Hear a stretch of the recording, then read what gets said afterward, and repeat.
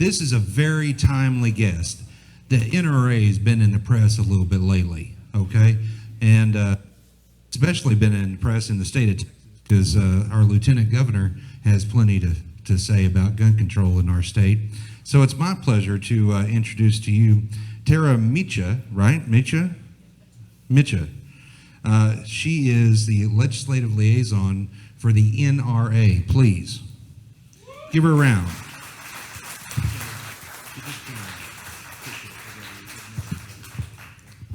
Let me see if I can do this.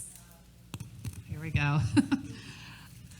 Everybody before me was so eloquent in speaking on the points they wanted to make. Unfortunately, at this time, I am running all over the place, and there is so much information in my head. I wrote down my comments, so I hope you'll forgive me for reading from paper for some of these. I think I'm going to move this table up and stand behind it, which I normally don't do. No, I think it's good. Can everybody see me if I stand here? Okay, thank you. So, good evening, everybody. Again, my name is Tara Mica. My title has changed. I'm actually the state director now for NRA's Institute for Legislative Action. And in that capacity, I organize all the legislative and political efforts for NRA-ILA in the great state of Texas. So I appreciate you inviting me to be here with you tonight. As Jack said, there's plenty going on in the state, but I do want to touch on something that's been going on the left coast that you need to know about. So earlier this month, the San Francisco Board of Supervisors unanimously passed a resolution declaring that the NRA is a domestic terrorist organization, and urging cities, states, and the federal government to declare the same. The resolution was sponsored by a supervisor who, according to the city's website, is a lead activist for Michael Bloomberg's group, Moms Demand Action. So you know exactly where this is coming from. This is part of a national effort by Bloomberg, Everytown, and Moms Demand Action to demonize NRA and NRA members. According to the language of the resolution, NRA musters its considerable wealth and organizational strength to incite gun owners toward acts of violence. The board also contended that NRA, through its advocacy, has harmed those individuals who would and have committed acts of terrorism. These people care little about the facts or the truth. They certainly don't care about defaming NRA's 5 million members across the country, 500,000 of which are Texans. Texans who proudly belong to America's oldest, strongest, and largest civil rights organization, an organization that for the past 148 years has promoted firearms safety, adherence to laws, respect for our country, our flag, our history, our culture, our heritage, and principles of good government, loyalty, and patriotism. We know that NRA has never incited anyone to violence, member or non-member. We know the opposite to be true. We know that our members are passionate, patriotic, peace-loving, God-fearing, and respectful individuals. And we know that not only do we preach safety with firearms, we teach it too. NRA became the only national trainer of law enforcement officers back in 1960 with the introduction of NRA's Police Firearms Instructor Certification Program. And today there are more than 13,000 NRA instructors who teach police officers and security officers. We're training those who make us all safer. NRA continues to be a leader in firearms education for civilians as well. We have over 125,000 certified instructors across the country who teach everything from basic rifle, pistol, shotgun, to muzzle loading, and even ammunition reloading, personal protection and self-defense classes. We train civilians to be safer and more responsible for their own personal protection, because as great a job as law enforcement does, we know they can't be everywhere at all times. Youth programs continue to be a cornerstone of NRA. More than 1 million youth participate every year in programs like 4-H, Boy Scouts of America, and the National High School Rodeo Association. You hear rhetoric similar to San Francisco's demonization of NRA members coming from politicians in New York and Washington. And while those bi-coastal attacks on law-abiding gun owners rage on, there's plenty to be concerned about in the Lone Star State here as well. This week at the Democratic presidential primary debate in Houston, candidate Robert Francis O'Rourke, who won 48.3% of the vote in this state just last year, he endorsed mandatory gun buybacks of widely owned semi-automatic rifles and declared, "Hell yes, we're going to take your AR-15s." When did you think you would hear a candidate in the state of Texas declare that so openly and vigorously? Gun control advocates and the Democrats who support them are not even trying to hide their expansive and radical agenda anymore.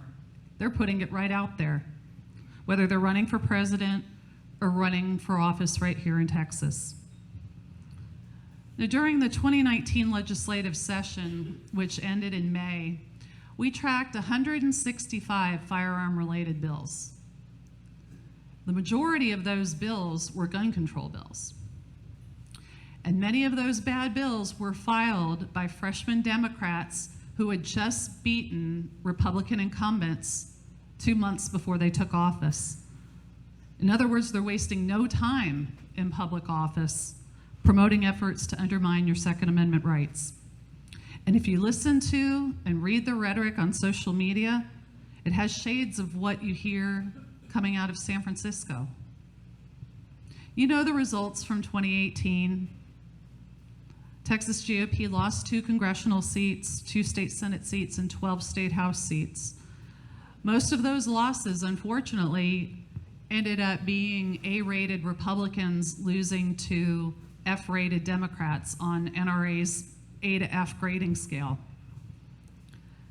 Texas GOP and gun owners have our work cut out for us in 2020.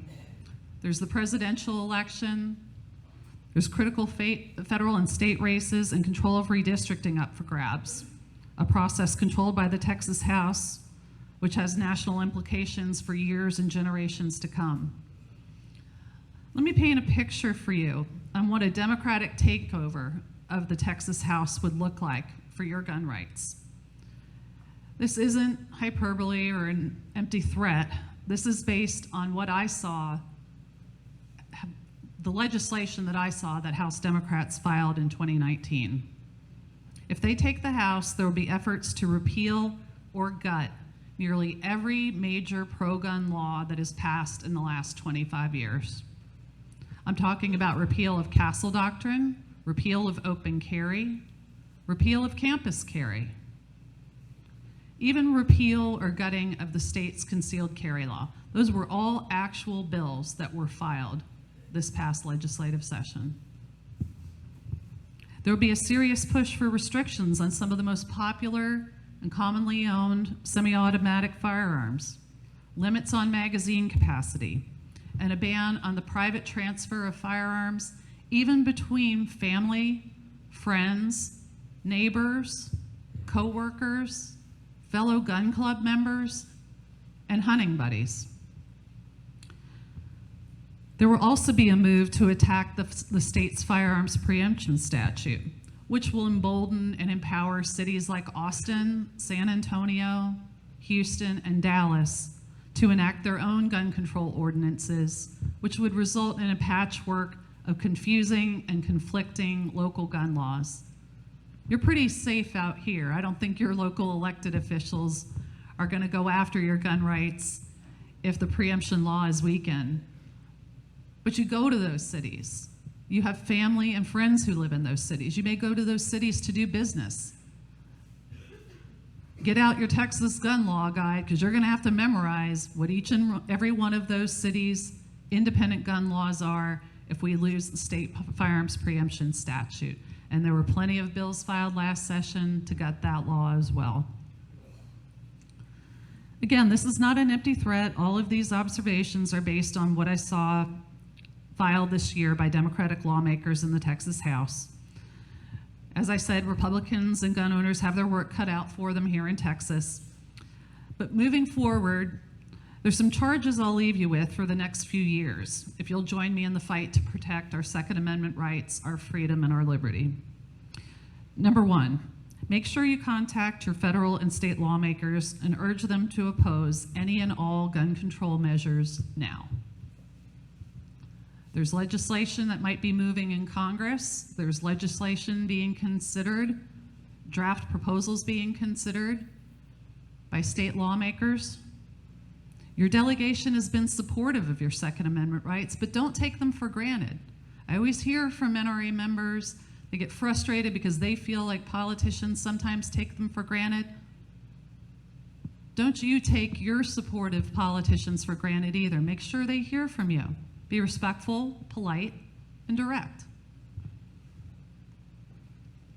When 2020 comes around, we need to work together to re-elect Senator John Cornyn and Congressman Roger Williams. We saw how close Senator Cruz's result was last year. I lived it. My husband is Senator Cruz's state director. That was a very stressful couple of months leading up to Election Day, I gotta say. Congressman Williams won with just 53.6% of the vote in 2018. So he's gonna need your help in 2020. And your state senator, Dawn Buckingham, is up for re-election for the first time. She's gonna need your help. I just talked about how important the Texas State House is. Representative J.D. Sheffield is here. He's been a supporter of gun issues. I have another Republican candidate here, Shelby Slauson. We need to make sure that the House stays Republican.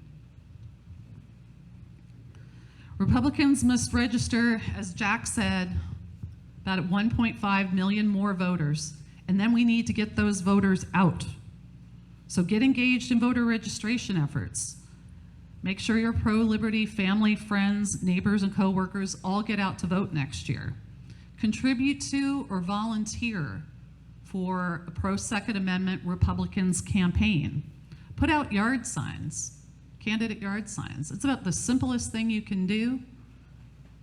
And then get 3 to 5 fellow gun owners, fellow Republicans to put signs in their yard. The Democrats and the gun control crowd are organized, energized, and enthused, and we need to just not just match those, we need to surpass those. In 2021, or maybe before, if we go into a special session on gun violence, on mass violence, be prepared to get more engaged regarding gun bills in the Texas legislature, even regardless of how the 2020 elections come, because I fully suspect there's going to be more than 165 gun bills filed next session. So I could use your help. There's only one of me. There's a lot more of you. I've passed out, I didn't bring one up with me, those orange postcards that you see on your tables. Now, what that is, it's called ILA Frontlines, Institute for Legislative Action Frontlines. If you will provide your contact information on there, we will put you in our legislative contact database. This won't get you signed up to receive solicitations for NRA-sponsored items. This is purely a legislative communication tool. What I really need most is your email address and cell phone number, because the most efficient and effective way for NRA to communicate with you when we're in the hectic pace of session is either by email or by text. We have those capabilities, and we want to grow our database in advance of the 2021 session, because I'll tell you, the other side is showing up heavy in Austin. I spend half of my life, as Senator Buckingham and Representative Sheffield can attest to, I feel like I spend half of my life in committee when session is going on. And I'm getting frustrated that the red t-shirt wearing moms, from Moms Demand Action, show up in strong numbers in these committees. Granted, it's easy for them to do. They're right there in Austin. It's kind of like when I was working on Campus Carry. It wasn't hard for hundreds of students to show up opposing that bill. They just wandered over from UT campus. It's the same when gun control bills are up in the legislature or up in committee. We get plenty of liberal anti-gun residents of Austin showing up to work against your rights. I could use more people showing up in Austin. I could use more contact. And the best way, again, for us to communicate with you when session is going on is by email or text. So if you'll fill those cards out and maybe pass them down to this end of each table, I'll collect them and get you plugged in. This will also help during the election season when we communicate about ratings and endorsements and volunteer opportunities for the campaigns of all these fine people that are running for office. So that's what I challenge you to do. To kind of bring my comments back full circle, another component of that preposterous San Francisco resolution directed the city and county to take every reasonable step to limit those entities which do business with San Francisco from doing business with NRA, the domestic terrorist organization. I'm proud to say NRA has filed suit in U.S. District Court of Northern California and has asked the court to step in and instruct elected officials that freedom of speech means you cannot silence or punish those with whom you disagree. So let's remember that. If you're already an NRA member, I'd appreciate your support. If you're not, I hope you'll join today. I look forward to continuing to partner with you in the fight to protect our Second Amendment rights here. We have lots going on in Austin that I'm sure you may have questions about. I'll be happy to stand up here and answer those until Tony or Jack cuts me off. So with that, thank you for letting me work for you, and God bless Texas.